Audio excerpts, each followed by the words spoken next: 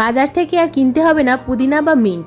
যদি একবার নার্সারি থেকে একটা চারা কিনে এনে প্রতিস্থাপন করতে পারো নিজেদের ছাদ বাগানে অথবা আঙিনা বাগানে, সারা বছর তোমাদের ছাদ বাগানে অথবা আঙিনা বাগানে পুদিনায় ভরে থাকবে। খুব সহজ পরিচর্যায় হয় এই পুদিনা। সম পরিমাণে মাটি, কম্পোস্ট এবং বালি মিশিয়ে যদি একটা পুদিনার চারা একটা টবে প্রতিস্থাপন করে দাও, সেই টবটা কিন্তু কদিনের মধ্যেই ভরে যাবে।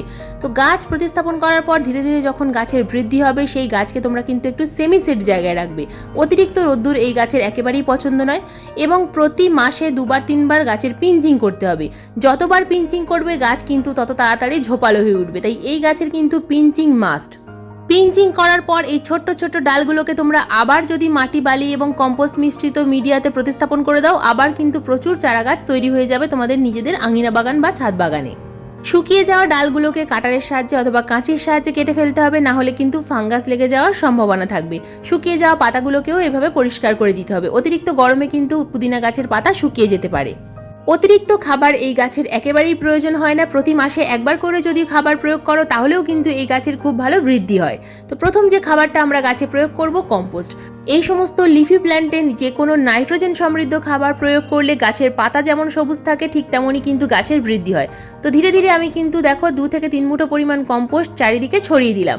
তো তোমরা যদি কম্পোস্ট না থাকে তাহলে সেক্ষেত্রে ইউজ করা চা পাতাও এখানে প্রয়োগ করতে পারো। এরপর এখানে দেবো একটা তরল খাবার।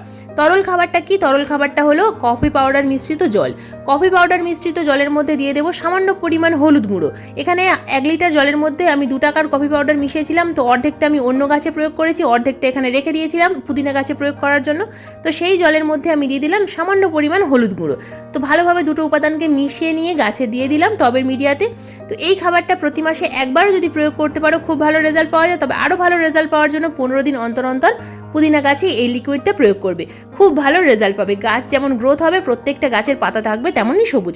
ভিডিওটা সম্পূর্ণ মনোযোগ দিয়ে দেখার জন্য তোমাদের সবাইকে জানাই অসংখ্য অসংখ্য ধন্যবাদ।